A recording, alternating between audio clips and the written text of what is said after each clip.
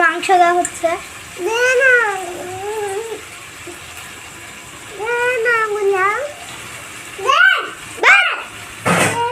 আর মনে চেঁচাচ্ছে কেক খাবে তাই জন্য। কি রান্না করছে রে মা? মা কি রান্না করছে? পটল। পটল না মাংস? মাংস। আর পটল রান্না করছে।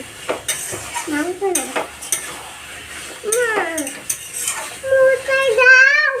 এই যে এখন মাংস কষা হচ্ছে, মানে কষানো হচ্ছে। কি সুন্দর স্মেল বেরিয়েছে দেখেছেন? আবার পরে দেখা হচ্ছে, টাটা। এখন ভাত খাওয়া হচ্ছে, দেখাচ্ছি।